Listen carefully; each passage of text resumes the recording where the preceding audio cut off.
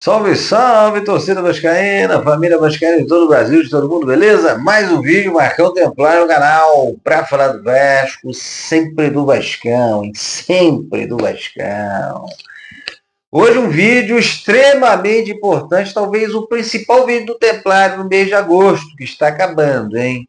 Hoje nós vamos falar aqui alguma coisa sobre a recuperação judicial do Vasco, assunto que vem bombando no mundo vascaíno, e a gente precisa comentar aqui e falar, né, e expor algumas ideias em cima disso. Precisamos também falar, é claro, sobre os reforços que enfim chegaram no Vasco e que agora precisam estrear. Carlos Andrés Gomes, o ponta, esse já jogou 2 jogos, né? Agora precisamos dos outros, que os outros venham para contribuir. Esse também é, claro, o assunto do vídeo. Também hoje vamos falar aqui sobre Vasco Esporte, Esporte Vasco. Jogo dificílimo para o Vasco. É um dos 6 jogos mata-mata.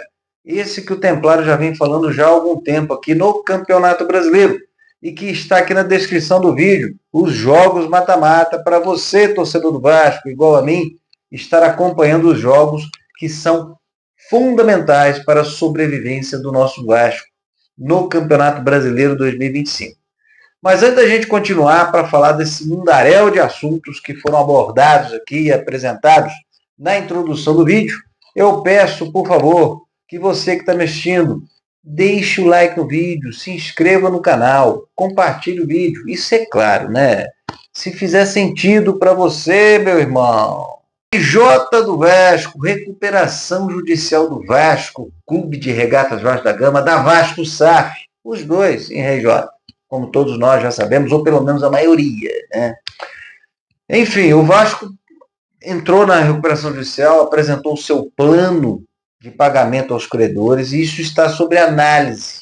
Isso está sob análise da Justiça, né, e do Ministério Público. Agora, dia 14 de agosto, o Ministério Público deu o seu parecer, que era obrigação do Ministério Público, analisar toda a documentação da RJ do Vasco, todo o seu plano, a princípio, né, o seu plano de pagamento aos credores, e soltou o seu parecer técnico.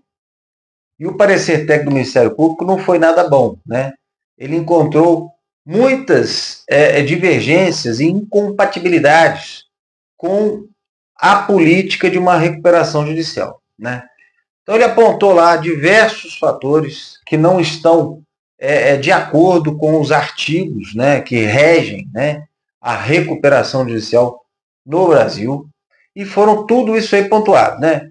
A recuperação judicial do Vasco, ela é muito, né, praticamente toda ela trabalhista, e isso entra naquela questão de um regime alimentar, né? Então, ela é colocada no primeiro plano, né, no primeiro nível de criticidade desse plano de recuperação judicial. Então, diversas irregularidades foram apontadas ou supostamente colocadas em xeque, né, nesse parecer técnico do Ministério Público, e o Vasco já deu a sua entrada no primeiro aditivo de contrato da recuperação judicial. É isso mesmo.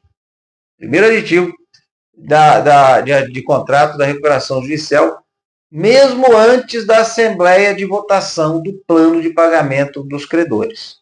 O negócio é meio complicado, mas o que a gente, em resumo, tem que entender é o seguinte: a recuperação judicial do Vasco ainda está lá pela metade do seu caminho, né? Muitas coisas precisam ser analisadas até a aprovação do plano de pagamento dos credores, né? Pelo que eu entendi, pelo que eu pesquisei, o Vasco teria, após a aprovação, né, são 10 anos, até 10 anos para pagar dívidas trabalhistas. Enfim, isso tudo, para a gente entender, no final das contas, é algo que dificulta um pouquinho a venda da SAF do Vasco. Por quê? Porque enquanto não se chega nesse valor final, né, da recuperação judicial, como o Vasco quer vender para um investidor que tenha que assumir as dívidas do clube, o cara fica meio ali no escuro, enquanto ainda não se bate o martelo, né, não se chancela realmente quais são esses valores. O Vasco está no caminho da venda, né? Eu vou também deixar aqui na descrição do vídeo um link, além dos jogos mata-mata do Vasco, vou deixar um link aqui onde eu falo sobre mercados emergentes, sobre fluxo de dinheiro e sobre a possibilidade forte agora no segundo semestre do Vasco ser vendido. Tudo tem um sentido, tudo tem uma lógica na macroeconomia, né? O Vasco tem grandes chances sim de ser vendido nesse segundo semestre por causa de fluxo de dinheiro, principalmente nesse direcionamento para países emergentes. Então no vídeo lá, que está na descrição, dá uma olhada lá. Lá eu falo sobre essa minha tese macroeconômica da prática, tá certo? Vamos deixar um pouco de lado esse assunto de recuperação judicial, de macroeconomia, de fluxo de dinheiro, que é super interessante, mas a gente gosta mesmo de falar de futebol jogado, né, dentro das 4 linhas. O Vasco está se reforçando, né? Já são 2 zagueiros, já são 2 atacantes, né? Contratados. Também tem um menino aí do Paraguai que o Vasco trouxe, mas a princípio vem para jogar na categoria de base. Mais uma, provavelmente, aí do Admar Lopes, esse grande negociador que o Vasco trouxe. Esse aí está se saindo muito bem, hein? Parabéns, Admar Lopes, continue assim. Traga mais, traga mais. A gente quer pelo menos mais um zagueiro, hein? Vamos ver se o senhor consegue isso aí até o dia 2 de setembro, por favor. Nathan Silva é o cara que está mais adiantado. Mas falando de futebol, né? Domingo nós vamos ter esse jogo mata-mata. Isso vai ser super importante. O Vasco precisa vencer. Vascaíno, veja como que a situação não é nada boa para o Vasco. Como ela é super crítica, né? O Vasco, em 20 jogos no Campeonato Brasileiro, conseguiu apenas 5 vitórias. É isso mesmo. Em 20 jogos, 5 vitórias. O Vasco, nos próximos 18 jogos,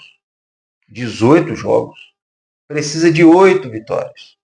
Então, a performance esportiva, o desempenho esportivo com resultados esportivos precisa acontecer. Algo que não aconteceu até agora. Essa é a mais pura verdade. Claro, precisamos abrir um parêntese aqui, né? E falarmos o seguinte: existe um Vasco antes do Diniz e um Vasco pós-Diniz. Hoje o Vasco é um time que tem posse de bola, que sabe jogar, né? Sabe jogar bola, né? Sabe tocar, sabe lançar, sabe driblar. É um time que aprendeu a jogar bola. Essa é a mais pura verdade, né? Se você pegar Diniz e Fábio Carille, pô, existe uma grande evolução, não só do coletivo do Vasco, como também jogadores individualmente, né? O Ryan cresceu muito com o Diniz, Felipe Coutinho cresceu demais com o Diniz, o Jair fez o seu melhor jogo com a camisa do Vasco agora com o Diniz, e por aí vai. Tem outros exemplos aí também para a gente falar. Então existe sim uma evolução, né? Só que é o que a gente já vem comentando aí, né? Uma coisa é desempenho esportivo, outra coisa é resultado. O Vasco precisa daqui para frente olhar resultados. Ele precisa vencer. Ele precisa de 3 pontos. Campeonato de pontos corridos, você precisa de 3 pontos. E o Vasco não está conseguindo isso, né? Então a minha expectativa, nossa expectativa, né, como os torcedores do Vasco, é que com esses reforços, enfim, o Vasco consiga sair de um bom jogo, né, de um bom jogo de bola, de toque de bola, de posse de bola, para vitórias, que é o que o Vasco está precisando para continuar na Série A do Campeonato Brasileiro de 2025. E esse primeiro grande passo tem que ser com o Sport. São 6 jogos mata-mata. O Vasco precisa vencer essa partida contra o Sport. Não tem outro resultado que o Templário, que o torcedor do Vasco não queira, que não seja a vitória. Com todo respeito ao Sport, né, que só tem uma vitória no Campeonato Brasileiro, né? Está virtualmente rebaixado. A situação do Sport é quase irreversível, para não falar praticamente, né? Então, com todo respeito ao Sport, o Vasco, que ainda respira, que ainda está fora da zona, precisa vencer e ponto. É o nosso primeiro dos 6 jogos mata-mata. Beleza? Carlos Cuesta, venha logo, começa a treinar logo. Porque nós precisamos de defesa, né? Robert Renan, por favor, estreia domingo, cara. O Diniz, bota o cara para jogar logo. Bota o cara para jogar logo, pô. Né? O PH provavelmente não vai pro jogo, já vamos de Pulmita de novo, né? Então, bicho, bota o Robert Renan para jogar, né? Carlos Andrés Gomes, o ponta, já está entrando durante os jogos, já está contribuindo, né? A gente percebe que é jogador de qualidade, já está contribuindo. Quem sabe a gente já bota o Matheus França também no banco para ficar à disposição, né? Nós vamos voltar a falar mais desse jogo Vasco Sport aí. Minha opinião é Verratti no banco e David titular. O jogo fora de casa tem que ser com fluidez na frente. É um perfil diferente. Para mim, David titular e Verratti no banco, enquanto o Matheus França não se entrosa com a galera. Né? Enquanto ele não se entrosa, não pega preparo físico, né? Entende o jogo do Diniz ali. Né? Mas a gente volta aqui para falar mais sobre esse jogo do Vasco contra o Sport, extremamente importante para o Vasco da Gama. Beleza? Hoje é só, pessoal. Um forte abraço e até o próximo vídeo. Valeu!